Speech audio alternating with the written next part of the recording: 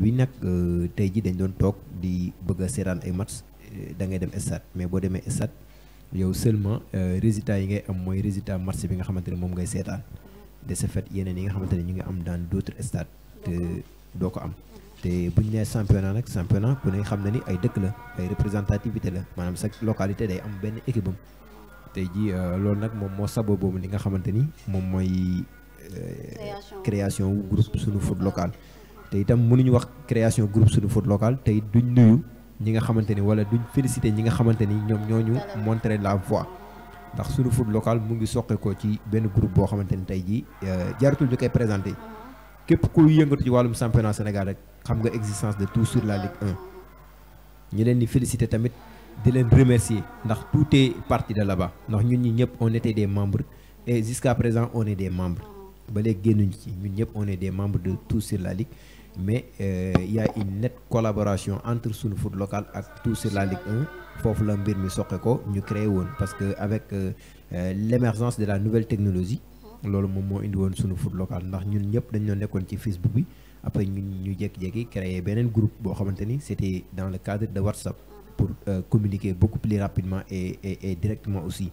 loolu nag foofu la idée bi juddoo woon ba tey jii nii ñuy dem ba suñu borom dogal li nga xamante ni moom moo ci am ba tax na tamit ñu sekk de très bonnes relations avec ñi nga xamante ni moom mooy tout sur la Ligue ba tax na journée yi ñuy organiser daanaka lu ci bëri ñun ak ñoom ñoo koy bokk ak une nouvelle collaboration qui vient fraîchement de se naître mooy Sport 7 sur 7 bi nga xamante ni moom moo ñu rejoindre ci sunu journée bi nga xamante ni ci lañ jëm te plus que ñuy gën di dem ci waxtaan wi après yeneen ni idées yi ak yeneen leeral yi dina gën a feeñ ci wàllu woowu. waaw comme ni nga ko waxee rek ñuy nuyu ñi nga xamante ne moom mooy groupe tout sur la Ligue 1 nga xamante ne ñun ñëpp fa lañ bokk tey jii nii ñii nga xamante ne moom mooy suñu foot local ci groupe boobu la ñu jógee fa la ñu soxoo ko aussi tamit comme ni mu ko waxee rek boobu ba tey ñu ngi ànd di liggéey di jëmale kanam li nga xamante ne moom mooy foot local u Sénégal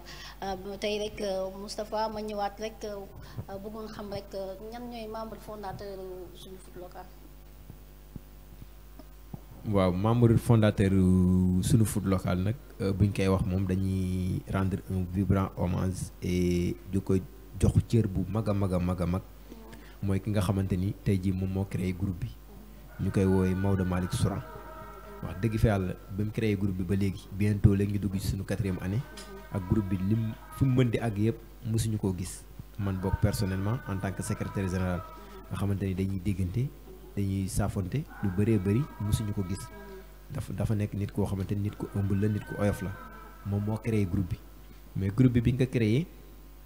ñi nga xamante ni ñoom ñoo fa njëkk bokk na ci ñi nga xamante ni ñoom laa gën a ràññee moom mooy le président Abdou Gueye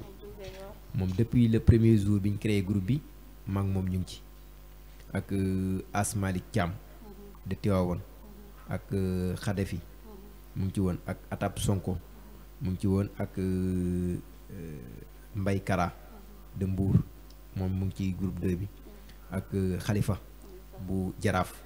ñooñu moom mooy tête yi nga xamante ni man personnellement reconnaître naa leen ci depuis le premier jour bi nga xamante ni mettre nañ ko en place depuis jour boobu ba léegi ñoom ñu ngi nekk ci groupe bi bien vrai que nag am na ñeneen ñoo xamante ni ñëw nañ après waaye tamit bokk nañ tey jii nii buñ doon lim ci ñi nga xamante ni ñoom ñooy tenooru groupe bi dañ ciy bokk comme ñu ci mel ni Gabonais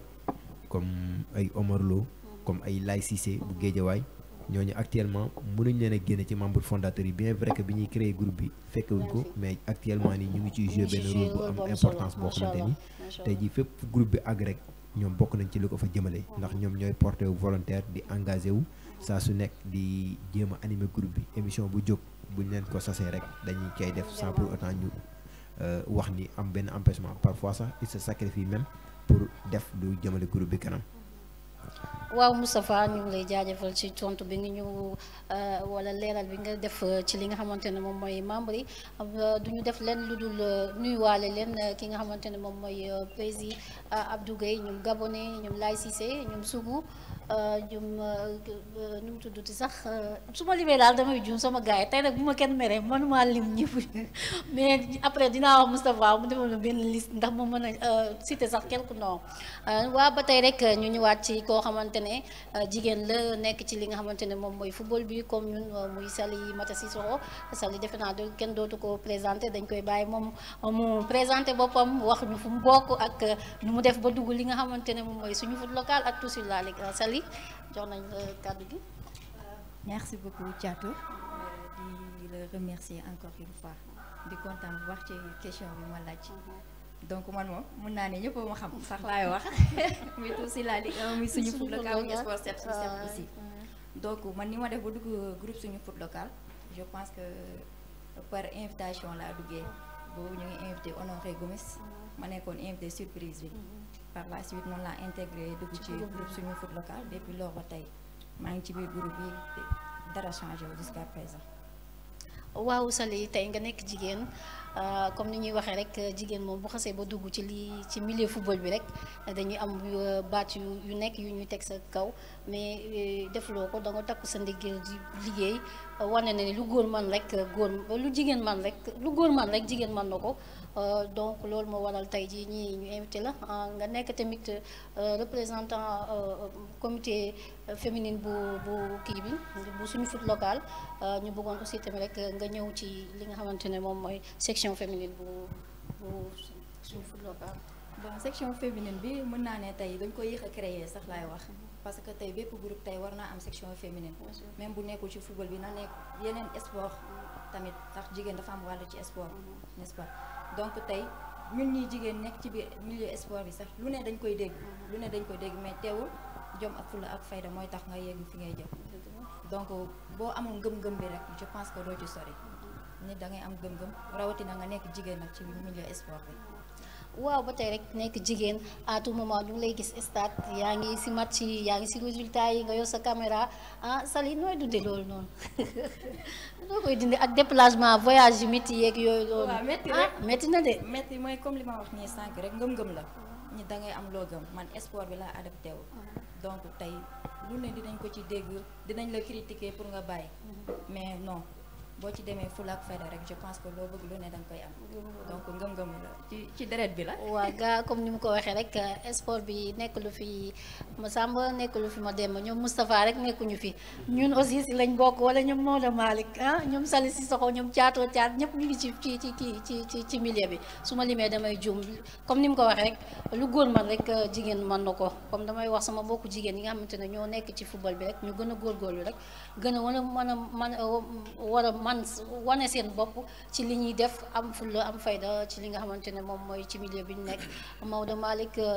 tey jii nii nga représenté ñi nga xamante ne moom mooy sport 7 sur 7 sport 7 sur 7 tey boo ñu ko doon présenté nan nga ñu ko mën a expliquer. waaw Thiat question bi nga ma posé dama si sawar a tontu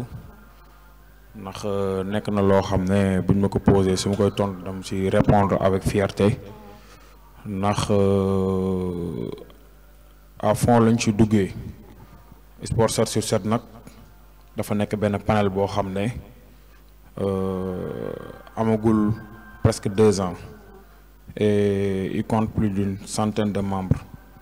donc mu doon ay membres yi nga xam ne yi composé de journalistes sportifs agents de joueurs managers encadreurs et sympathisants du football li ñu wutaleeg nag li nga xam ne tey jii mooy suñu foot local ak li nga xam ne mooy tout sur la Ligue 1 parce que ñun presque sport yëpp la ñuy def mais en général le football mais ñun ñëpp ñoo bokk cause bi nga xam ne moom la ñuy défendre li ñu dugal ci li nga xam ne tey jii mooy dajaloo pour jéem a jël suñu championnat pour yéegal ko ci kaw dafa am loo xam ne tey jii moom la ñuy bokk ñun ñëpp di ko ñaxtu muy loo xam ne xew na àdduna bi yëpp teg ci seen bët parce que ñun mënuñoo comprendre équipe nationale Sénégal à chaque fois bu ñu ko limee ci Afrique mooy jël paie mais championnat am du faible donc loolu du loo day nekk loo xam ne duñ ko mën a comprendre parce que tey bu fekkee da nga dem ay Égypte wala nga dem fi nga xam ne tey mooy Tunisie voire Maroc ba ci Côte d'Ivoire bi lay jege ba ci Guinée bii nga xam ne jege na la seen championnat dafa am doole par rapport ak sa bos te à chaque fois bu ñu waxee équipe nationale ñu ne yaa ngi ci kaw donc on peut dire que l'équipe nationale est un grand arbre qui cache tous les autres arbres de la forêt et dafa jot nag aussi ñu médiatiser suñu football mu am foo xam ne war na fa mën a egg ba ndaw ñi nga xam ne talent yi mën a génn suñu club bi commencé def performance au niveau des championnats africains mu mën a law Sport 7/7 nag nekk na benn panel boo xam ne ñun dañuy promouvoir football ba tax nag chaque 15 jours dañuy inviter benn activité sportive donc on a su inviter notre cher président d'honneur qui est Mbaye Jacques Diop conseil communication sport bu ministère des sports. On a invité monsieur Bekay Mbaye, Léonard Diagne qui est le président de la Ligue de Dakar, Pape Seydou Ndiaye, gardien de but de Jaraaf. On a invité aussi récemment Moussa Ndiaye, Cheikh Sidi Ba, Amadou Ndiaye, international athlétisme, ainsi que d'autres su ma limee damay juum xawoon nañu bari tuuti. am na ñeneen ñuy waaj a ñëwaat ñu leen war a invité. non am na ñeneen ñuy waaj a ñëwaat ñu war a invité parce que mbir mi yaatu na ba mu doon loo xam ne tey li nga xam ne tey waaw ku ne xaj na ci li ñu naan marchandise chinois la ñëpp dinañ ci am donc noonu daal la demee ñëpp xaj nañ ci te dinañ ko incha allah dinañ ko yaatal ba mu egg fi nga xam ne foofu la war a egg incha allah. waaw macha allah Maodo Malick li nga ñu définir ci waa Sport 7/7 am na solo bu baax a baax comme ni mu ko waxee rek saa su ne ñoom dañu fi nekk di jàppale ñi nga xamante ne moom mooy jeune talent yi ak milieu sport bi nga xamante ne fi lañ nekk championnat local bi ñoom loolu moo leen tax a jóg tey jii nii Moustapha boo ñu doon wax li nga xamante ne moom mooy objectif page bi lan lay doon suñu foot local. suñu foot local moom yaakaar naa objectif bi loolu ajewul ñu koy waxaat ndax ku xam ci lancé bi ñu nekk rek ak dès l'instant que ñu ne suñu foot local rek le nom déjà ça interpelle ñun suñu objectif mooy promouvoir l'émergence et le développement du football local loolu moom mooy li nga xamante ne moom mooy suñu objectif comme ni ko sama naataango Maodo Malick waxee maanaam fépp fi nga xamante ni dañ fay dégg ay grands clubs africains rek ñu dégg fa les clubs sénégalais d'ailleurs di profiter de cette occasion pour féliciter nos deux représentants à savoir le Teungueth FC qui n'a pas démérité et le Jaraaf de Dakar qui est en train au même moment de jouer son match de 6e journée avec Sfax. On lui souhaite tout le meilleur qu'il puisse avoir là-bas et plein de succès là-bas mu jël ko avec première honoré tout le football sénégalistique ak li nga xamante ne moom mooy suñu championnat ndax bu ñu nee première en Afrique ñu ne Sénégal te suñu club yi mënuñu rivaliser ak yeneen club yi kon loolu day xaw a nekk benn paradoxe de ce fait ñun nag mënuñ ne dañuy fexe ba suñu club yi nekk parmi les meilleurs mais dinañ jëm li nga xamante ni mën nañ ko ba képp ku yeewoo fii ci biir Sénégal mu nekk ndaw nga xam ni au moins Sénégal am na championnat ñun suñu objectif principal loolu la mooy képp ku nekk ndaw nekk ci biir Sénégal nga xam ni ici au Sénégal il y a un championnat qui se joue il y a le championnat professionnel et il y a le championnat amateur ñun dañuy participer ci li nga xamante ne moom mooy la vulgarisation à travers les réseaux sociaux ndax actuellement ni tout le monde a accès sur les plateformes de communication la digitalisation tout le monde a accès donc à l'ère numérique on ne peut plus être des esclaves de l'information mënatuñ ko nangu quand même ñun nag loolu bokk na ci suñu combat li nga xamante ne nit ñi daawuñ ko woon xam ñi nga xamante ni dañoo nekk dans les contrées les plus lointains de ce pays ñi nga xamante ni ils n'ont même pas de club bu leen représenter dans le championnat élite mais au même moment ils ont le droit d'avoir les mêmes informations que ceux qui sont ici à Dakar parce que boo nekkee fii moom information du la jaaxal parce que tout le temps il y a apparemment si le décompte est bon plus de 40 chaînes de postes de rajo yi nga xamante ni tey ji boo surfer yi dem mën nga jàpp benn rajo buy teg match en direct mais tey ji am na yenn dëkk yoo xamante ni boo fa demee benn rajo communautaire la ñuy am te rajo communautaire bi pour ñu am information bi c'est tout un tas de problèmes mais avec l'internet aujourd'hui tout est possible képp ki nga xamante ni mën na nekk ba fongale ni effectivement de ce fait si tu te connectes sur Facebook tu auras des plateformes yi nga xamante ni à chaque fois boo ci escorché mën nga am l'information au même titre que ceux qui sont sur le stade di la jox information yooyu loolu nag moom nekkul li nga xamante ni moom mooy combat wu suñu foot local moom mooy suñu objectif te réussir ko dafa nekk li nga xamante ni sacerdoce la pour ñun. macha allah suñu SG moom dafa xarañ xam naa ne buñ demee ba ci kanam rek di leen gën a xam li ma leen wax parce que mboot yu sewaan yooyu yëpp moom mu ngi ko téye ci loxoom quoi Moustapha waaw Moustapha li nga répondre moom am na solo trop comme ni ñu koy waxee rek internet dafa doon loo xamante ne léegi foo toll rek mën nga seetaan li nga xamante ne moom mooy championnat Sénégal foot local wala foot amateur yëpp mën nga toog seetaan léegi daal. mën nañu wax ne chaîne YouTube yi ñu ngi fi nekk di jàppale di wane li nga xamante ne moom mooy football Sénégal dañ leen di ñaanal rek yàlla ngeen ci am avancement bu baax a baax tey jii nii ñu bëggoon xam tamit ndax suñu foot local dañ ko reconnaître fi nga xamante ne moom fédération wala. waaw apparemment nag loolu moom amagul. bu dee li nga xamante ni c'est officiel maanaam acte administratif loolu moom amagul parce que sunu foot local n'est pas encore affilié à la fédération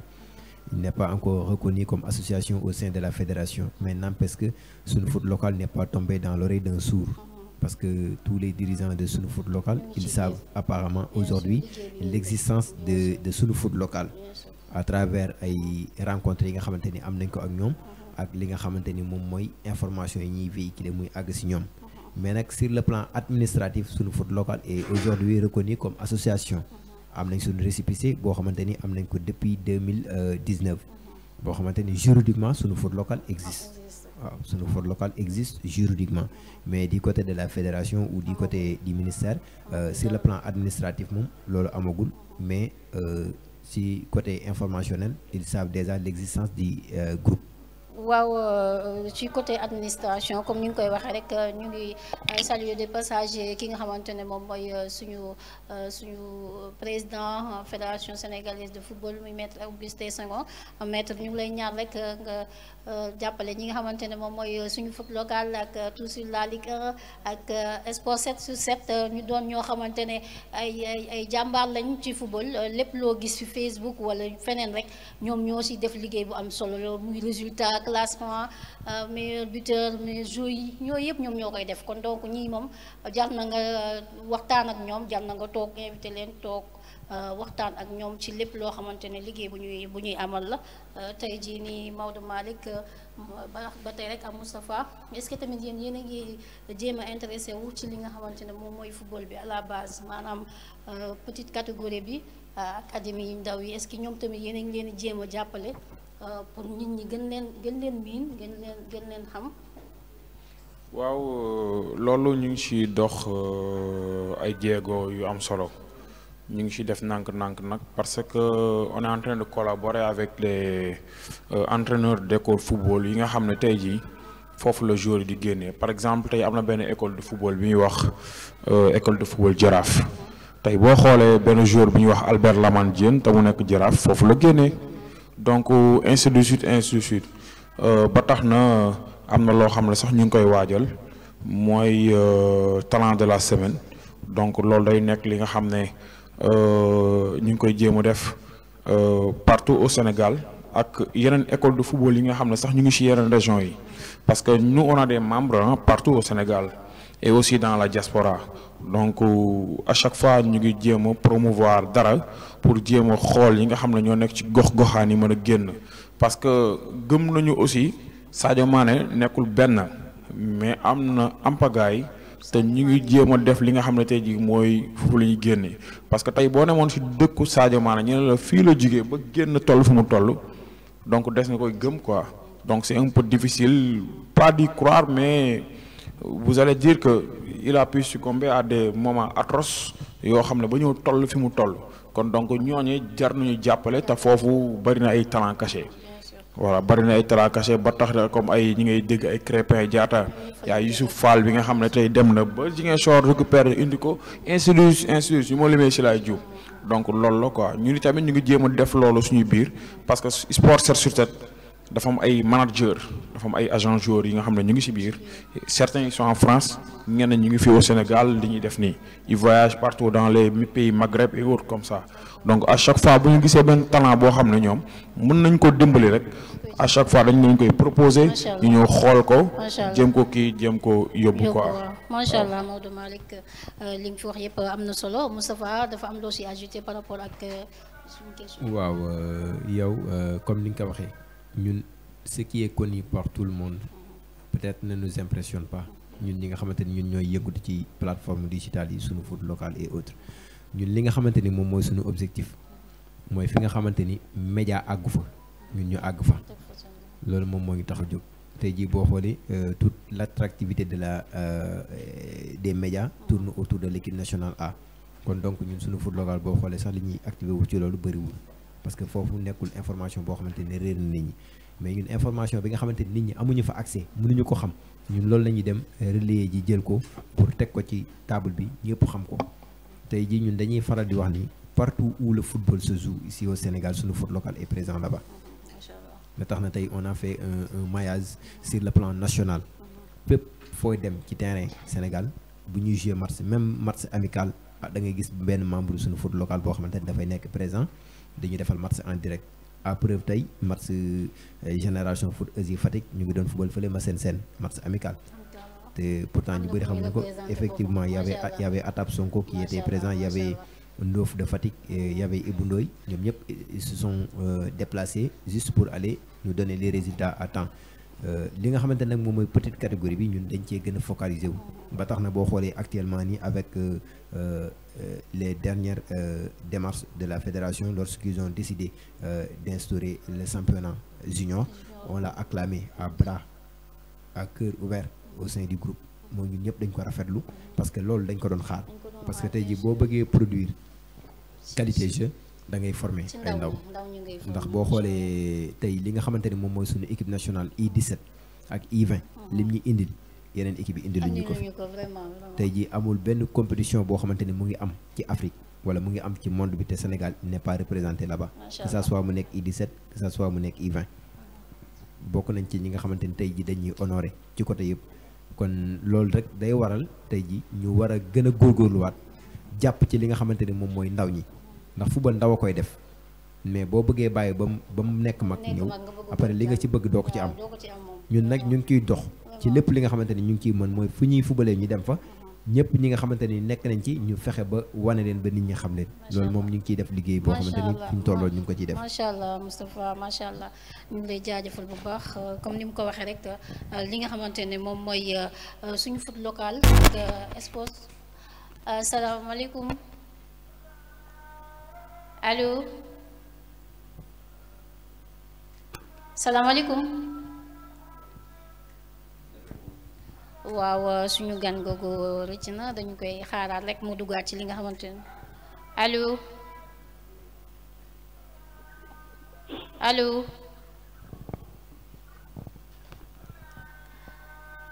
allo salaamaaleykum. allo salaamaaleykum. maaleykum salaam. waa soxna si na ngeen def. ça va ñu fii noo tudd ak fooy wootee. allo. allo waaw noo tudd ak fooy wootee. je vous entends mal sa micro bi allo. allo waaw man noo tudd ak fooy wootee. allo. allo. allo. allo oui salaamaaleykum. allo. allo oui. ñoo ngi lay dégg bu baax na ngeen def.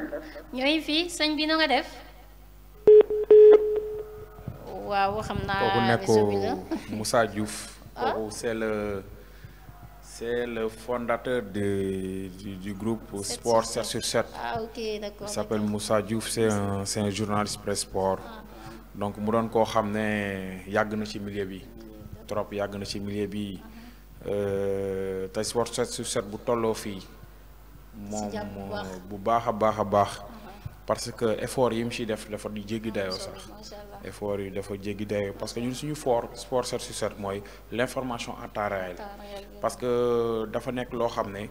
dañ ko cumuler ak beneen panel bi nga xam ne mooy xibaar 7/7 la tudd. Donc on vous donne les informations aussi en temps réel au niveau national et mondial, toutes les informations. Donc Moussa Diouf ñu ngi koy nuyu bu baax di ko ziar ñu ko Ndioufa dëkk Grand Yoff ñëpp ñu leen nuyu. Moussa ñu ngi koy jaajëfal bu baax a baax di ko waxaat rek mu ñëwaat ci li nga xamante ne moom mooy antenne bi incha allah dina jot gars yi Moustapha ba tey rek ndax suñu foot local dafa am ay partenaires yu koy jàppale wala. waaw actuellement nii moom pour vous dire vrai suñu foot local lépp li nga xamante ni ñu ngi ci yëngatu ñun suñu biir la tout récemment nag on a eu l'apport de deux partenaires qui sont venus franchement nous épauler mooy li nga xamante ni moom mooy jour du mois parce que cette année-ci on a décidé de taper fort ndax ay nit bu fekkente ne dañuy yëngatu ci benn mbir baax na tamit ñoom ñi nga xamante ni ñoom ñoo ciy yëngu ñu ciy gis seen bopp yow mi nga xamante ni tamit da ngay nekk ci mbir moom tamit nga gis ci seen bopp ndax suñu foot local ñun li nga xamante ni moom mooy suñu plaisir mooy match yi di neex joueurs yi di ci sentir seen bopp ba taxoon na nag ren am na benn programme bu ñu institué woon comme chaque année ñu dugal lu bees dañ doon def chaque match on fait le 11 de la semaine des joueurs de Ligue 1 et de Ligue 2. waaw xam naa loolu dinañ ci ñëwaat nga gën ñu expliquer rek. d'accord léegi nag loolu nag biñ koy def après dañoo dem ñu am ay ñoo xamante ni tamit ñoom tamit yàlla daf leen natt ñu bëgg foot local bi di si yëngatu nekk ci nag comme ku mel ni bu sport nga xamante ni tey apparemment mën nañ ni club ligue football yu bëri moom moo leen effectivement ak le XF sport moom it mi nekk tëngi waaw bu sport ñu ngi lay xaar yow tamit pour nga ñëw solal ki nga xamante ne moom mooy caatu incha allah ñu ngi koy xaar waaw asalaamaaleykum asalaamaaleykum. maaleykum salaam. waa sëñ bi noo tudd ak fooy wootee. Sonko la depuis Fatick. waaw Sonko ñu ngi lay nuyu. waaw di leen fay bu baax a baax. da ngaa bëggoon participer ci émission bi. fii ci émission bi di rafetlu bu baax émission bi. ñu ngi lay jaajëfal bu baax. yow Thiat. merci ci kaw ci kanam. merci beaucoup di nuyuwaat tey invité bu ñoom ñëpp te di la wax aussi ñu ngi def. waaw mbokk moom ñu ngi koy jaajëfal bu baax a baax di ko nuyu xam naa ñu ngi koy xaaraat mu duggaat rek ba tey rek bu sport du ma la bàyyi comme ni nga ko Moustapha waxee rek da ngay ñëw jàppale ci li nga xamante ne moom mooy émission sport bi incha allah comme ni nga koy defee saa su ne ci yeneen club bi. waaw defe naa tey moom suñu foot local tey émission bi teel naa tàng te demagul fenn allo salaamaaleykum. maaleykum salaam soxna si na ngeen def. waaw sëñ bi ñu ngi leen nuyu. ku 100% foot. waaw foo tudd noo tudd ak fooy wootee. ngi tudd Moussa Diouf. waaw Moussa yaa duggoon sànq ñu ngi lay jaajëfal bu baax. maa ngi bokk panel sport 7/7. waaw ñu ngi lay jaajëfal Maodo Malick wax na lu rafet ci yow. partie des administrateurs moo tax ma ne xam nga maa ngi ko doon suivre moo tax ma ne xaaral ma woote. dëgg la kay ñu ngi lay bàyyi nga nuyu ak gan yi. d'accord gan yi maa ngi nuyu Maodo Malick sama président maa ngi lay nuyu. di nuyu ñoom Fatima te di nuyu ñëpp. ñu ngi lay fay bu vraiment baax di rafetlu émission bi. franchement ça entre dans le cadre bien di aider le football local franchement. merci beaucoup di la gërëm yow Thiatou Thiat di la gërëm di la sant parce que tu es en train de faire un excellent boulot. merci beaucoup. di gërëm aussi waa sunu foot local ah parce que ci nañ seen liggéey fii képp ku fi am information concernant le football local ñoom nga koy jëlee ñoom ak sur la ligne di leen gërëm allo. allo waa ñu ngi lay déglu. allo waa. allo. waaw je vous entends très mal là. allo waa yow rek la ñuy déglu. allo. allo waa man yow rek la ñuy déglu. je vous entends mal. waaw fi nga nekk moo réseau bi mooy daw. Thiatou Thiat lay gërëm sa liggéey rafet na trop ci football bi. merci ñoo ko bokk. di la ñaanal yaa xam loo bëgg ci sa liggéey bi nga def yàlla defal la ko. amiin amiin gërëm waa local ah di leen gërëm di am au passage naa ngi nuyu le président Guèye sama xarit la di nuyu waa sur la Ligue 1 vraiment liggéey bi rafet na parce que je pense que dinañ dem à un certain moment journaux papier yi ça va disparaître donc internet moo fi des donc di leen encouragé continuer ci liggéey bi xam ne fii ak quelque temps ñoom ñoo fi des ñooy gérer football comme ni nga ko waxee sànq rek lancer un appel au président de la fédération Augustin Senghor ak président de la lycée SAEP gën a yaatal ak ba gars yi xam nga gën a dugg parce que ñoom ay gën leen liggéeykat jàppale. lañ. incha allah. allo. ma ne waa pour ñu gën leen jàppale bu baax. ñu gën a dugg xam nga gën a kii affaire yi président Maodo. waaw président. allo. président ñu ngi lay ziar. ziar bu baax lay gërëm la sant. yow yaa yelloo gërëm bi. rafet na maa ngi leen di suivre sànq di maa ngi leen di encouragé quoi maa ngi leen di encouragé franchement. waaw yow xam nga da ngaa fees xar mi te bënoo der bi. waxal caatu caat moo tax da ngaa yelloo gërëm. incha allah non caato caat dañ koy invité incha allah Sport 7 sur 7. incha allah dinaa ñëw. maa ngi di gërëm di leen sant ah. benn problème incha allah merci waay. franchement c'est intéressant maa ngi suivre nag c'est du courage ah. merci c'est jërëjëf gentil. président. merci suñu président boobu Mansour ñu ngi koy jaajëfal bu baax a baax. Moussa Diouf Moussa ñu ngi koy waaw Ndioufène boobu ñu ngi koy jaajëfal bu baax a baax. di ko remercier aussi tamit nag tey rek Moussa xam naa ne moom suñu émission bi moom day dinañ ko indiwaat fii nii parce que du jeex quoi waaw ba tey rek ñu ñëwaat xool ndax tey waa suñu foot local depuis bi mu sosoo ba léegi am na yenn difficulté yu ñu xaw a rencontré depuis boobu ba léegi wala. waaw ay difficulté moom mënta ñàkk ci ku nekk si yoon di dem ndax sunu foot local ba léegi comme ni ñu la ko waxee jusqu'à présent sur le plan administratif au niveau de la fédération comme au niveau de la ligue pro comme au niveau de la ligue amateur on n'est pas reconnu sur le plan administratif de ce fait même si bu fekkente ni dirigeants yi ñi nga xamante ni ñoom ñoo ŋànk football bi ñoom xam nañ existence sunu foot local mais difficulté majeure yi nga xamante ni ñu ngi koy rencontrer mooy ñi nga xamante ni ñoom ñoo nekk sur le terrain ndax léeg-léeg nga dem ci terrain nga ñëw match te ku ne xam ne ni reporter match tey boo ko bëggee def dafa am ay information yooyu soxla comme lu ci mel ni feuille de match ak yeneen information yi yooyu noonu yooyu dañ koy faral di jànkonteel yu bëri ci stade ndax léeg-léeg nga ñëw duñ la reconnaître comme organe de presse te itam doo am accréditation bu lay mën a may accès ci yenn information yooyu noonu loolu moom mooy difficulté majeure yi nga xamante ni dañ ko doon jànkonteel mais fi mu toll nii mën nañ sant yàlla ndax sunu foot local nekkatul lu ñuy présenté bépp stade boo dugg rek léeg-léeg sax boo xoolee sax ñun suñuy membre sax léegi sonnatuñ léegi secrétaire club bi sax léegi ñoom ñooy photo yónnee la ko parce que xam na ni sunu foot local dañ koy jël utiliser ko exclusivement pour des informations et non pas pour autre chose ndax football bi dafa am ay réalité te yow loolu doo da nga ma ciy tenir témoin ndax ànd nañ Kolda ci phase nationale yi ñuy def suñu liggéey mais gis nga coow la mujjee woon a indi waaw ndax da ngay jël feuille de match juste nga photo ko pour def sa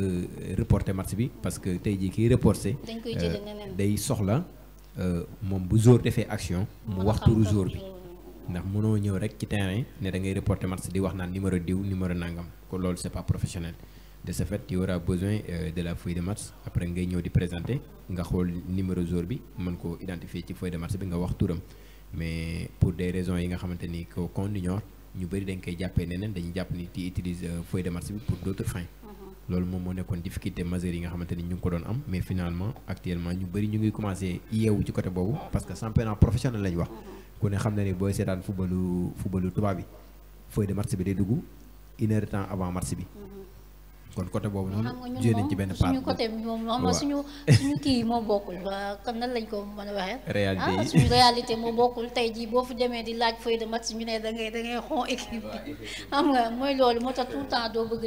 di jël li nga xamante ne moom mooy feuille de match yi di ko dugal ci groupe yi waaw apparemment loolu rek moom moo nekk difficulté bi nga xamante ni ñu ngi ko doon jànkoonte mais leneen li si des yëpp alhamdulilah yàlla boole nañu ak ay dirigeants yi nga xamante ni comme ku ci mel ni président Abdou Gueye moom il est tout le temps disponible à chaque fois bu ñu amee yenn jafe-jafe rek comme lu ci bëri man mën naa bañ a dem stade mais mën nañu am benn membre bu dem stade jànkoonte fa ak jafe-jafe moom dès l'instant que mu interpellé ñu rek ñun tamit dañ ciy def lépp li nga xamante ni yàlla jagleel nañu ko ndax njiit lañ tey jii suñu borom jagleel nañu loo xamante ni tey man bu ma jëlee sama téléphone képp ku ma mën di woo mën na maa wuyu ndax day xam ni li may koy laaj comme information wala li ma koy solliciter c'est pour des fins strictement professionnelles et non pas des fins à des fins personnelles de même que Abdou Gueye am nañ crédibilité boobu noonu aux yeux de tous les autorités côté boobu moom yàlla ngi ñu ciy suturaal moom waaw lu baax a baax. sur le plan commercial est-ce que tamit tey jii nii suñu foot local mu ngi am ay revenus yoo xamante ne mu ngi koy dugal ci li nga xamante ne moom mooy kees bi. sur le plan commercial nag loolu dafa nekk beneen aspect bi nga xamante ni c'est typiquement juridique ndax sunu foot local dañ ko reconnaître comme association à but non lucratif maanaam une association à but non lucratif kon ñun amuñu droit def benn activité boo xamante ni dañuy permettre ñuy am ay revenus ñun revenus yi nga xamante ni moom la ñu reconnaître sur le plan juridique moom mooy les cotisations des membres ak les ventes d'articles de sunu foot local mooy carte de membre ak des fois ñu def ay confection de la t-shirt jaay ko loolu la ñuy def mais à part cela amuñu droit def beneen activité boo xamante ni dañ koy def pour di am ay revenus parce que buñ ko defee rek après dañuy wàccoo ak yoon te boo wàccoo ak yoon nag képp ku la woo ci yoon nag boobaa yow yaay lor sa bopp mais nag cela n'est pas aussi exclu ndax tey jii nous tendons vers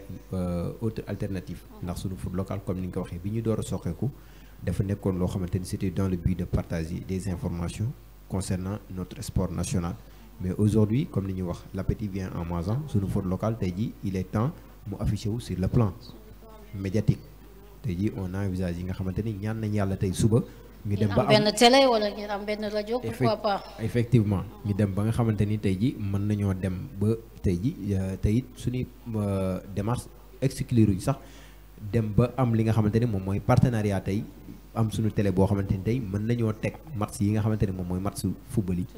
ñu jël ko di ko teg nit ñi di ko seetaan ndax ñun loolu rek moom moo ñu tax a jóg wane li nga xamante ni moom mooy football bi ak tous les moyens yi nga xamante ni moom lañ am à notre disposition aujourd'hui dañoo toll ci ère numérique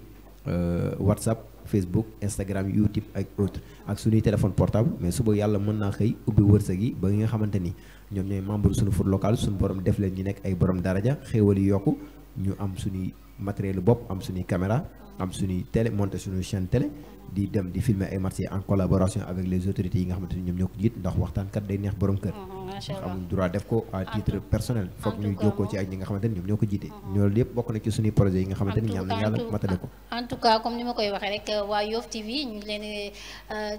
ubbil buntu yi nga xamante ne mooy buntu kër gi saa su ne saa yoo ñu soxlaawee rek soo leen jaaree ci ki nga xamante ne moom mooy Thiatou Thiat rek incha allah dinañ leen mën a jàppale ci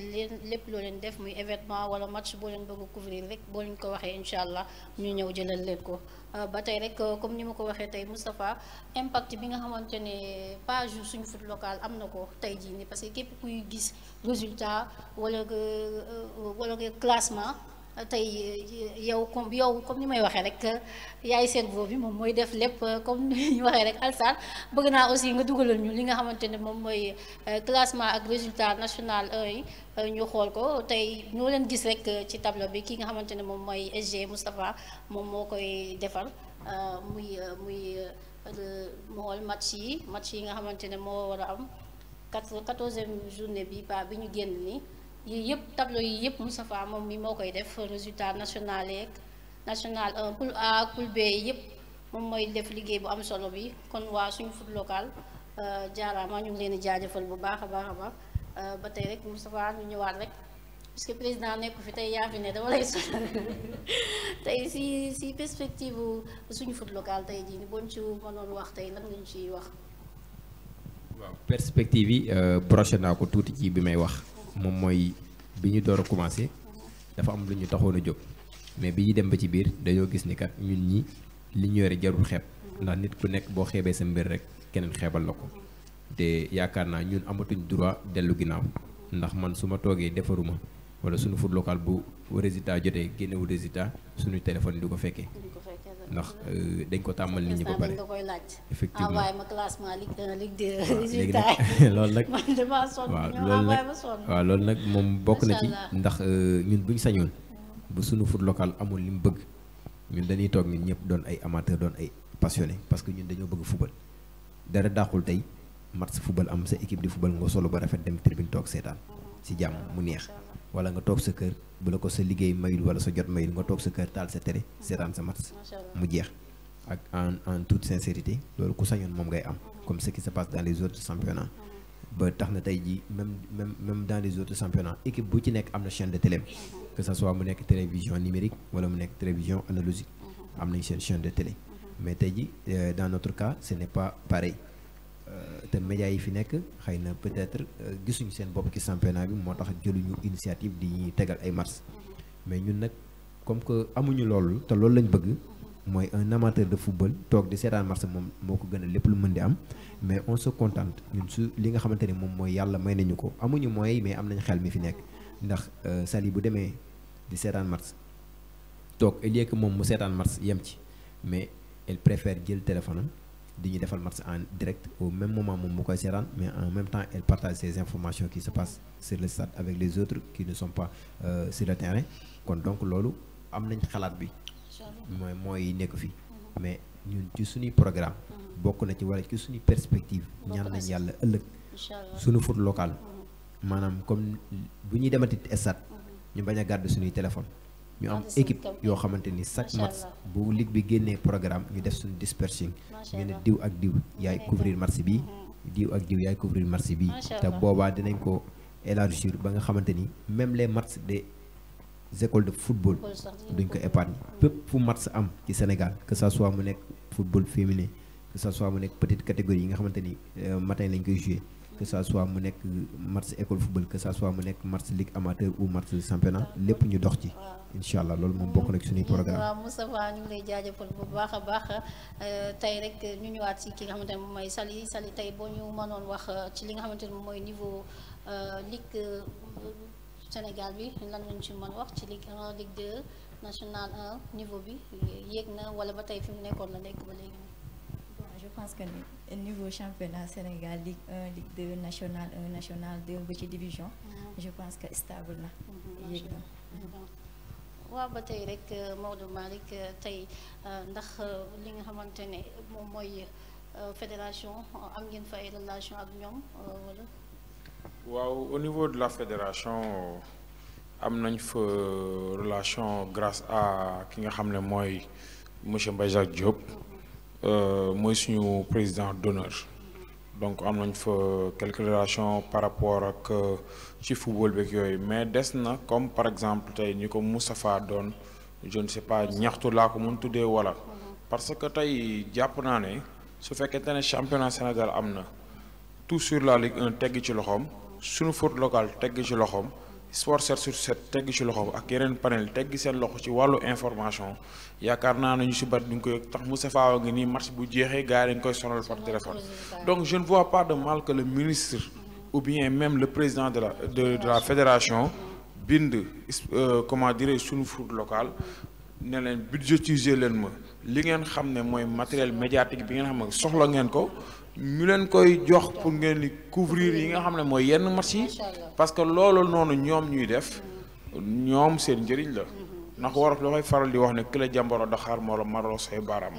donc nekk na loo xam ne aussi tamit buñ ko defee day nekk benn njëriñ bi nga xam ne tey sénégalais yëpp dinañ ci jëriñu ndax ñi nga xam ne ñu ngi nii dans la diaspora championnat Sénégal mënuñu ko am fenn fudul fi nga xam ne tey mooy à part de suñu foot local à part de tout sur la Ligue 1 wala li nga xam ne tey peut-être mooy sport 7 sur 7 donc ñooñee nag jar nañoo dooleel jar nañoo nang donc bu fekkente ne nar nañoo seetaan ba ñenn ñi nga xam ne tey ñu ngi ci diaspora bi ñu def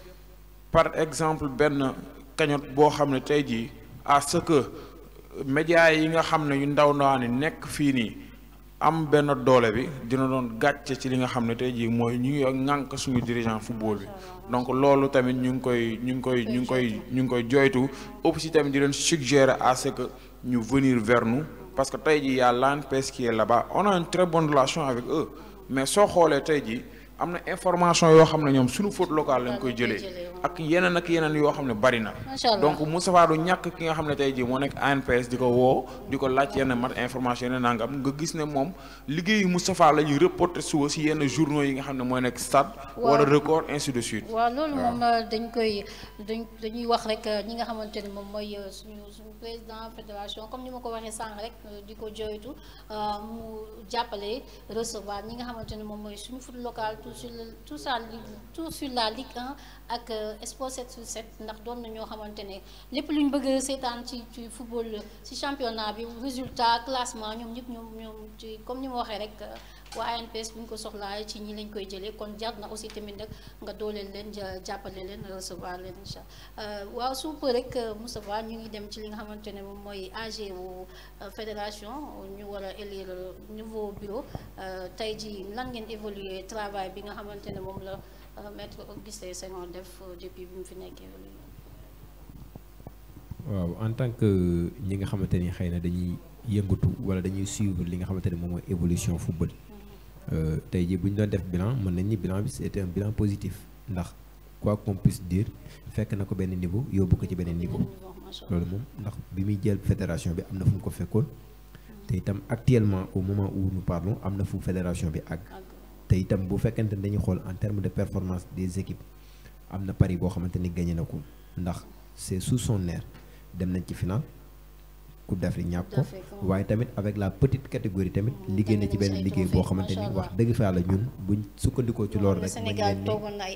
mën nañ ni carrément macha allah lijjanti na loolu ndax en même temps il a pu doter nos équipes nationaux de 2 centres yi nga xamante ni tey jii moom la fi def effectivement muy centre de Guéro ak Toubab Dialaw kon loolu rek nekk na loo xamante ni tey bilan boobu rek buñ fekkonte ni foofu rek la ñuy tënku pour def bilan rek mën nañ ni c'est un bilan très positif mais ñun moom Moustapha xalaatam lay joxe ak wax ndax man awma voix pour élire kenn awma voix pour wàccee kenn ndax je ne suis ni président de club ni membre du COMEX ni délégué fédéraux kon nag sama gis-gis lay joxe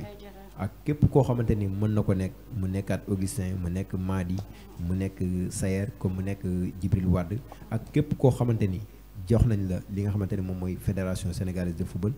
bul fàtte ni foot local am na Sénégal maanaam le championnat local ñun moom loolu moom mooy suñu combat parce que équipe nationale boo xoolee ay campagne équipe nationale mën nañ ni année bi yëpp boo xaymaa li muy def ci campagne du mat 10 campagne bu compétition amul comme Coupe d'Afrique wala coupe du monde te bu dee championnat mu nekk Ligue Pro bu dee rien que la Ligue 1 Pro club bu ci nekk di nga jouer 26 matchs rien que Ligue Pro sans compter les matchs de Coupe de la Ligue les matchs de Coupe du Sénégal et autres kon donc championnat boobu noonu war nañ cee war a mën a sukkandiku tey budget bi nga xamante ni moom la ñu attribué sport football en général ñu jël les 80% ñu booster ko ci li nga xamante ni moom mooy championnat ndax championnat bi kat bu doxee rek résultat yi day baax ci kaw man moom képp koo xamante ni rek yàlla teg na la fi bu demee ci AG bi bul fàtte ni foot local bi dafa war a jëm ci kanam. loolu rek laay lancé comme ni ñu ko waxee rek foot local bi dafa war a jëm ci kanam ba tax tey jii nii sama laaj bi moo ci war a wax mooy tey jii nii bu fekkee ne li nga xamante ne moom mooy équipe nationale bëgg nañ à tout moment aussi tamit rek bu ñuy sélectionné ñu sélectionné li nga xamante ne moom mooy waa foot local Maodo. waaw suñu joueurs yi. yaakaar naa ne loolu moom man de bu ñu ma waxoon waxal sa xalaat ci wàllu woowee damay wax ne bépp entraîneur bi fi ñëw. ñu signé benn décret boo xam ne mu jaar ci ministère des sports yéeg ci kaw ñu wax ne bépp sélectionneur bu fi nekk bu fekkente ne da ngay sélectionner ay joueurs donc sélection boobu da nga boole ci ñi nga xam ne tey jii mooy le meilleur buteur de la Ligue 1 voire le meilleur joueur de la Ligue 1 même meilleur gardien bu Ligue 1 muy 3 éléments yi nga xam ne aussi am na. parce que loolu moo leen di mën a permettre aussi ñu dem seen yoon parce que football léegi dafa toll benn côté bi nga xam ne mooy reconnaissance de la FIFA donc pour équipe jënd la sax il va falloir nga am 2 présélections équipe nationale donc c'est quelque chose boo xam ne tey bu ñu leen ko defalee benn atu la si ñoom donc jàpp naa ne daal loolu nekk na solution boo xam ne solution boo xam ne bu gën la ba pare aussi bés boo ko defee da ngay encourager insister à ce que yeneen joueurs pour ñu yéeg ndax léegi-léegi dégg naa nga laaj Salimata ba xam ndax championnat mu ngi wane boppam mu ngi yéeg wala nangam si parce que su fekkente ne man je suis un joueur je vois Moustapha publier benn joueur de Linguère de Saint-Louis wala feneen ak feneen ñu gis ko nangam donc man je veux telle sorte que man tamit ma génn si lii wala nangam donc dina ma jaral tey jii ma dem def benn effort maanaam ma bàyyi noyal bi nangam di entraîner mu loolooy waral concurrence bi am si équipe bi performance dafa yéeg soo xoolee championnat Sénégal bi nga xam ne tey jii amoon na avant lii nii yëpp di am tous les panels la mais ak léegi donc les jeunes se tuent xam ne tey vidéo yi nga xam ne moom la nit di seetaan si la ñuy dem ndax nit seetaan na championnat Sénégal bi nga xam ne tey jii direct nañ ko wala nangam mu gis joueur bi dem ci club bi topp joueur bi xool ko xam ne kii c'est un talent boo xam ne benn produit la boo xam ne noonu la donc loolu mooy permettre ñi di leen génnee wala nangam. je veux dire que y a des joueurs yoo xam ne ils sont plus talentueux que nii ñu ngi ci sous-région yi wala nangam ak nangam gox-goxaan yi Moustapha di wax benn poste rajo moo fa am. wala sax saison daaw bi gis nañ ci ay joueurs locaux yu bari yoo xamante ne am nañ li nga xamante ne moom mooy contrat daaw. effectivement ci foot local bi la ñu jógee. te si foot local bi la ñu jógee avec les invitations et autres comme ça dañ leen booster gën leen motiver de telle sorte que tey jii ñoom ñooy jëm fekk joueur bi nga xam ne fi nga xam ne mu ngi tey foo xam ne média àggu fa ñu dox ak seen tool avec leurs propres moyens dem récupérer joueur boobu génne ko de telle sorte que mu dem.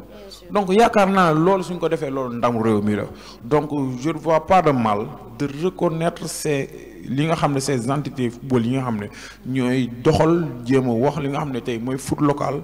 bi mu jëm kanam. donc yaakaar naa ne ñooñu ku leen teg loxo ñu dem. ñu dem macha allah comme ni nga ko waxee rek ku leen pousse rek ñu tàkk.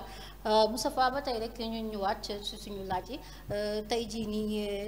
nan nga gisee li nga xamante ne moom mooy manque d'infrastructure bi nga xamante ne moom moo am fii nii ci région ci région Dakar sax laay wax parce que ñun aussi tamit nag waa Dakar sonn nañ ñu ngi souffrir bu baax amuñu stade bu ñu fubalee pour ñuy fubal dañuy génn dem ba Pikine wala ba Guédiawaye wala des fois ñu dem ba fëye mbaaw dafa metti nan ngay gisee loolu suñu dirigeant yi tamit war nañu dimbali jàppale ñu si Demba Diop ak yeneen stade yi nii stade Yoff bi suñu ministre war nga ci gaaw dimbali de. waaw yaakaar naa manque d'infrastructure bi bu fekkente ne dañ koy jooy rek duñ ko jooy Dakar rek ndax boo xoolee Diourbel ñaata at dañuy recevoir Kaolack di recevoir Fatick di recevoir Mbour ba tout récemment ñu may leen gazon. stade de Mbour a ngi nii day déplacé wu ay kilomètres dem ba Fatick di recevoir ak benn dëkk boo xamante ni am na 4 clubs 2 en Ligue 3 en Ligue 1 2 en Ligue 2 ak yeneen maanaam manque d'infrastructure yi tey jii ñun bu ñu koy résumer dañ koy résumer ci manque de politique sportive bu sérieux ici au Sénégal ndax bu fekkente ne da ngay dem ci benn dëkk bi maanaam juróomi stade ñoo yàqoondoo nga defar ñaar yi pour ñu mën a jouer ci ñaar yooyu le temps que ngay defar ñett yi balaa ñett yee pare ñaar yee yàquwaat. loolu moom moo koy faral di def te une ville comme Dakar la capitale équipe nationale Sénégal mënatu fee recevoir loolu c'est une honte pour le football tey jii football baa ngi dox mais mu ngi dox ci kaw joueurs yee koy doxal ak ñi nga xamante ni ñoom ñooy supporters yi waaye ñi nga xamante ni ñoom ñooy diriger football bi doxaluñu football bi ndax ñooñu bu fekkonte ni ñëpp dañoo def ni ñoom kon football bi du jëm fii mu toll avec tous les peines qu'on a fait pour jouer organiser un match de football n'empêche ñu ngi créer di jéem a def suñu kéem kattan bay def ay résultats mais manque d'infrastructure moom c'est lié à une manque de politique sérieuse en matière de sport ici au Sénégal te loolu nag depuis l'indépendance ba léegi musuñu am président boo xamante ni xëy na yàlla xiirtal na ko ci wàllu sport ba mu mën a jël ay initiative ñëw def benn programme boo xamante ni danaan sama diiru mandat dinaa ci créer au minimum 10 stades loolu moom xam bu ñu ko yàlla mayee rek lépp jeex macha allah comme ni ñu ko waxee rek temps bi dañoo xoj te am na lu bari lu ñu bëgg a waxtaane defe naa léegi dañuy dugal li nga xamante ne moom mooy deuxième édition journée de solidarité bi nga xamante ne waa suñu foot local def nañ ko fii nga xamante ne moom mooy Mbour 2018 ñu nekk noonu waa suñu foot local demoon jàppale taalibe yi jox defal leen ay dons defe naa man moom su ma juumul bii laa si njëkk a dem ba léegi nii demaatuma ñu ñëwaat si 3e édition journée de solidarité def ko fi nga xamante ne moom mooy Kaolack 2019 macha allah di leen si félicité bu baax di defaat 3e édition anniversaire suñu foot local def ko fi nga xamante ne moom mooy Thiès 2019 3e édition match de gala stade de Mbao moom lañ ameloon fi nga xamante ne moom mooy 4 avril bi passé ni waa suñu foot local ak sport 7/7 ñoo ko doon joué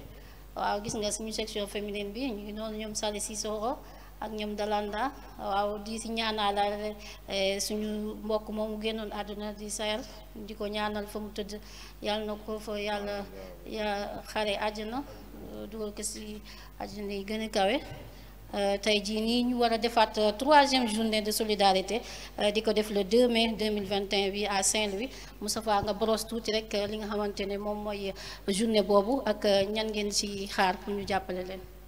waaw journée boobu moom xam naa ni comme ni nga ko waxee dañ koy def de manière très ramassée di woo toutes les bonnes volontés ak toutes les autorités sportives ñu ñëw jàpp ci li nga xamante ne moom mooy journée de solidarité bi rawatina ñi nga xamante ne nag ñoom ñoo féetee ci wàllum Saint-Louis. ndax journée de solidarité bi bu ñu xoolee historique bi moom mooy football dafa liewu ak social maanaam football maanaam luy boole ay doomu aadama la te ñun dañoo ànd ñun ñëpp di yëngatu ci wàllum sport football boole ñu mais ci biir loolu nag dañ doon wax ni comme chaque année dañuy yëngatu ay activités sportives lañ am nañ ci boole li nga xamante ne moom mooy social mais loolu nag mu ngi soqeekoo ci li nga xamante ne moom mooy tout sur la ligue ñoom ñoo doon def journée de solidarité ñoom ñoo ñu ci invité woon ñu ñëw bokk ko ak ñoom doon ko liggéey ak ñoom ñu ñëw rejoindre leen ñu def première édition bi à Dakar deuxième édition bi c'était à Mbour troisième édition bi c'était à Kaolack mais daaw amul woon ndax corona bi ren nag moom mooy tombé ak quatrième édition bi ba tey ñuy ànd ak sunu naataango yooyu du tout sur la ligue ba pare woowaat ci beneen groupe boo xamante ni ñun ak ñoom ñoo ko bokk ndax mbir mi lu baax ñëpp a ci xaj lu baax moom ñëpp a ci xaj tey bu amoon beneen groupe bu juddu tamit wane tànk yi ñu wane tamit dañ ko ci woo ñu joindre ko ndax bu boobaa ñun ñëpp bu ñu uniree suñuy force ñun ñu yëngatu ci wàllum sport yëpp bu boobaa xanaa ñi nga xamante ne ñoom ñoo jiite football bi tamit bu ñu royee ci suñuy tànk ñoom ñëpp dinañ indi seeni force ndax li ñoo fait la force mais à chaque fois ñun comme ni ñu koy waxee dañoo am ay membres fépp ci Sénégal maanaam groupe bi nekkul Dakar la dëkk man Mbour laa dëkk le président il habite à Rufisque keneen dëkk Saint-Louis keneen dëkk ba tax na nag chaque année dañuy décentraliser suñuy activité bu ñëwee dañuy am commission boo xamante ne ñoom ñooy toog xalaat ñu waxtaan ba ni ren kat nañ leen dem ci dëkk bi ren ñu tànn Saint-Louis bi nag le 2 lañ fay dem incha allah dañuy dajale li nga xamante ni moom lañ am muy membre yi ñu dajale koppar yi nga xamante ni moom lañu yàlla may ak li nga xamante ni moom lañ am yéene def ko ci bu matee ñu jënd ko ay li nga xamante ni moom la nit ñu soxla ci wàllum dund muy ceeb diwliñ ay bassin dàll yóbbu ko tànn fa ay daara ñett ba ñeenti daara yoo xamante ni dañ leen koy jagleel mu nekk ndimbal ñu gontu ñibbisi waat Dakar noonu lañ koy defee di ci woon ak bépp autorité képp koo xamante ni dégg na ko ñuy jaare ci antenne bi rek lancer un appel fort à toutes les autorités sportives rawatina ñi nga xamante ni ñoom ñoo féetee Saint-Louis ak bépp bonne volonté boo xamante ni fas yéene nga ñëw jàpp ci mën nga joxe sa ndimbal am na ay numéro yoo xamante ni jàllale woon nañ ko ci muy le trésorier le numéro c'est le 77 388 77 77 388 77 77 mën nañ fa yónnee bépp ndimbal par Wave wala par Orange Money lépp loo xamante ni def nañ ko ci rek incha allah dina àgg ca ñi nga xamante ni ñoom lañ ko jagleel 77 377 388 77 77 392 388 388 77 77 77 77 waaw numéro boobu moom mooy numéro trésorier comme ni mu ko waxee rek ñuy ñaan ñi nga xamante ne moom mooy autorité yi nekk ci football bi ñu jàppale leen bu baax ci li ñuy waajal ni muy journée de don bu ñu war a def fële nga xamante ne moom mooy Saint-Louis le 2 mai bii di ñëw ni incha allah di leen wax rek ngeen jàppale leen si képp ku ci bëgg dugal loxoom rek mën na woote si 77 388 77 77 jàppale leen ci seen wàccaay boobu muy le 2 mai ñu war a dem fee nga xamante ne moom mooy Saint-Louis bi ñuy wax rek waa régie émission bi jeex na ba pare temps bi daf ñoo xoj ñu bàyyi leen rek ngeen tàggatoo ak askan wi ak ñi nga xamante ne moom mooy waa Yoff TV xam naa émission bi moom foog ñu defaat ko ndax liñ bëggoon wax yëpp waxuñu ko dañ koo tënk caata ngeen di ma xaar ndax moom moo war a def émission caat may ma rek tuuti sama gan yi tàggatoo dégg nga Maodo Malick le mot de la fin. waaw man balaa may tàggatoo damay rafetlu ci li nga xam ne tey jii sunu faute locale woon nañu si mu journée de solidarité bi nga xam ne ñu ngi ko war a def fële sa Ndar Géej ndax lii day gën a wane ne rek ñun ñëpp ñoo bokk li nga xam ne tey jii mooy suñu ambition ndax tey nekk na loo xam ne tey jii lu ci waay def rek ñu mën koo dimbali néew gi doole rek dafay delluwaat si yow mooy li yàlla di wax arrêté les yeux kasibu bi diin loo xam si ki nga xam ne dafa weddi njariñeel jariñee et c'est un feedback boo ko defee day ñëwaat si yow donc noonu la bindoo et que le bienfait n'est jamais perdu di ñaan yàlla rek yàlla nañ si egg ak jàmm rek ba li nga xam ne moom lañ si njort mu ëpp suñu njort maa ngi nuyu ñëpp di ziar ñëpp di nuyu waa Sport 7/7 bu baax a baax xam naa ñoom ñu ngi koy suivre si Facebook bi maa ngi leen di nuyu bu baax di nuyu ñi nga xam ne mooy administrateurs yi ku ci mel ni Diouf mi nga xam ne dugg na léegi ki nga xam ne mooy Babs mu wala docteur Pape Ndiaye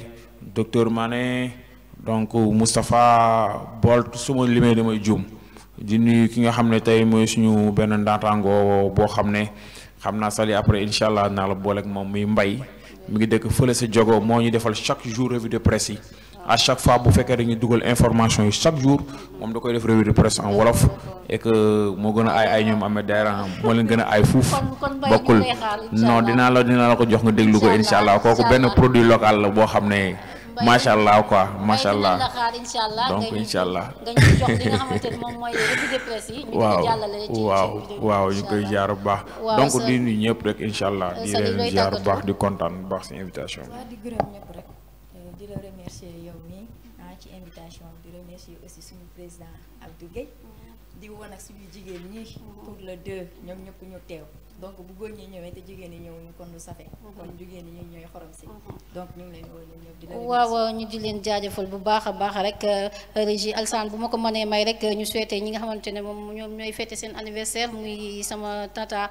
Binto Ngom depuis Yoff na Ngaañ ñu di ko souhaité happy birthday di souhaité aussi tamit ki nga xamante ne moom mooy sama maam di sama turandoo ñu koy woowee Maman Ngone Diop Ñang fee nga xamante ne moom mooy Yoff Ngomeen xam naa ñu bari dina leen jaaxal dama nëbb sama tur sama maam ji nga xamante ne lépp lu mu yor rek jox na ma ko maam maa ngi lay ñaanal di la ñaanal gudd fan wér ak wérle fekke ak tal yàlla bàyyi la fi ba ñu lay yóbbu fi nga xamante ne moom mooy fu tedd fa di mag di souhaité waaye sama rakk ji nga xamante ne mooy Baye Mot Seck fee depuis Ngomeen Seck dundal ba say may di baawaan di yàlla def la mag mu am l'islam di leen jaajëfal bu baax sama famille boobu tey ñoo doon kii ñuy jaajëfal ñëpp waaw Moustapha nee na day tàggoo ay waay Thiat tey mu rey ma de Thiat may ma rek waaw Thiat parce que su ma ñëwee ba fii def émission ba ñibbiwaat te remercier wu ma ñi nga xamante ni ñoom ñoo placé leur confiance en ma modeste personne kon day nuru c'est trahir à une confiance ndax sunu foot local bien vrai que je suis le secrétaire général je fais partie des personnes morales mais sunu foot local n'est la propriété des personnes donc kenn ku ci nekk muy membre bi nga xamante ni c'est un membre fondateur ak membre bi nga xamante ni tey dafa intégré ñun ñëpp ñoo yem même pied d'égalité képp ku ci respecté li nga xamante ne moom mooy charte yi dañ lay génne yoo xam nga si dara di remercier nag en grande partie mooy ñi nga xamante ni ñoom tey jii ñoom ñooy les mandataires moom mooy le bureau bi nga xamante ni chaque jour dañuy toog di discuter ci les décisions à prendre ñoom nag à l'unanimité ñoom ñoo choisir ne ma yow yaa ñuy représenté ci émission bi kon loolu dafa nekk loo xamante ni cër la buñ ma jagleel ndax maguma fa ëpp ma fa xam-xam gënuma fa disponible mais xëy na dafa fekk ni dañ maa wóolu ñu yónnee ma ko maa ngi ciy remercier ñëpp di jël remerciement yi nag di ko teg ci loxoy président muy Abdou Gueye mu àggee ko képp koo xamante ni membre la ci sunu foot local ku nekk ci groupe 1 bi wala ci groupe 2 bi wala ci groupe Facebook bi wala ci Instagram bi wala bépp support de communication bi nga xamante ni sunu foot local mu ngi fa rek nuyoo bi teg naa ko ci loxoy Abdou Gueye mu jàllale ko te itam di leen remercier yéen ñi nga xamante ni yéen ñeenay waa Yoff TV ndax bu ngeen demee ba jël benn émission jagleel ko 100% sport kon ça veut dire que yéen am na benn dayoo bi ngeen jox sport bi ndax sport dafa bokk ci liy doxal am réew te itam personnellement su fekkente ne dañuy wax ci ta propre personne rek kon mën nañu wax ni yow sport dafa bokk ci yow bu l'avez dans le sang ndax ànd nañ fu ne bàyyi nañ fi liggéey dem Kolda def fa 1 mois ferme kon loolu ku bëggul sport rek du ko def képp ku la xam rek ci sport la lay xam say activité lépp c'est ci sport la kon nag di la ñaanal yàlla ba lépp li nga xamante ni am nga ko mbébét ci sport ak li nga xamante ni am nga ko mbébét ci sa vie professionnelle ak sa vie privée rek yàlla na ko suñu borom matale di ñaanal tamit télé bi muy Yoff TV yàlla na suñu borom dem ba boole ko ci télé yi nga xamante ni ci télé yi ñuy gën a ràññee lay doon ci réew mi ndax ñun li ñuy yëngatu képp ku ko bëgg rek dañ lay bëgg képp kuñ ci fekk si rek dañ lay jàppale te itam lépp li nga xamante ni mën nañ ko à notre disposition mu nekk si ñun ngeen soxla ko jàppale ni tey jii du jafe ci ñun lépp lu ngeen soxlaate ci wàllum information comme ni ñu koy defee saa yoo leen ñu fëggee suñu foot local bu ko yoree da lañ koy jox sans rancune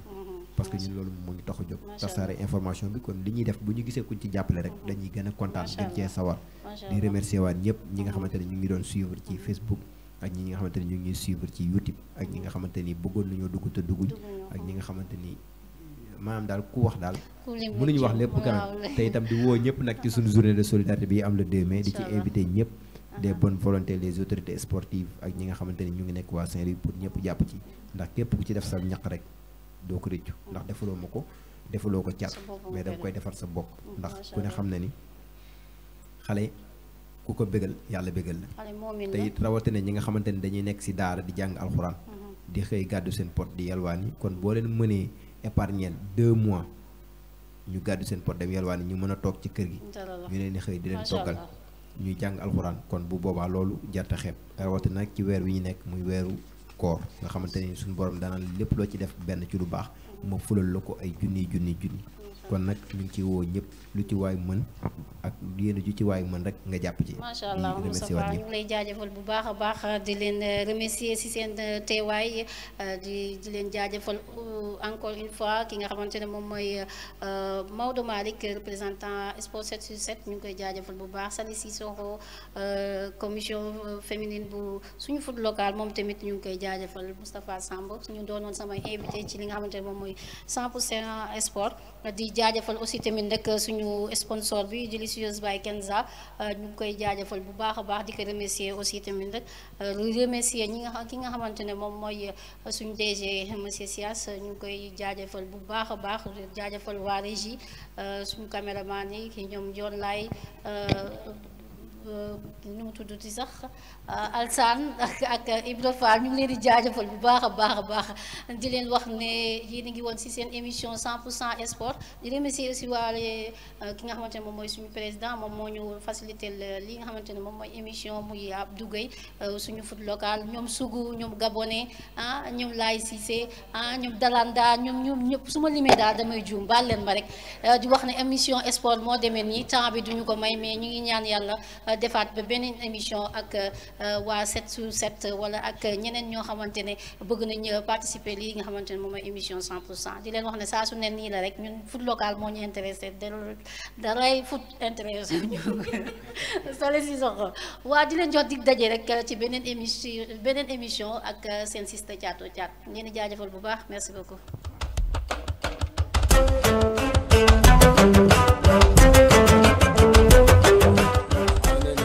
ñëpp et puis Thiatou di vraiment sur initiative bi bon dañuy développer rek parce que bii ku xam nañ ne temps amul et puis man koor gi damay xaw a xat di wax ci journée bi ñuy organiser rek ànd ceeg tout sur la Ligue 1 ñun waa foot local ak 7 sur 7 bon suñu foot local moom da di structure boo xam ne am na organisation depuis longtemps muy organisation boo xam ne moom bu large la ak benn professionnalisme boo xam ne ñu ngi koy doxal ci biir ñu ànd ak suñu président le président Abdou Gueye depuis ay at nag ñu nekk ci liggéey boobu di ko liggéey ànd seeg tout sur la Ligue 1 bon ba ren 7 sur 7 ñëw parce que suñu journée bi ñu doon def anniversaire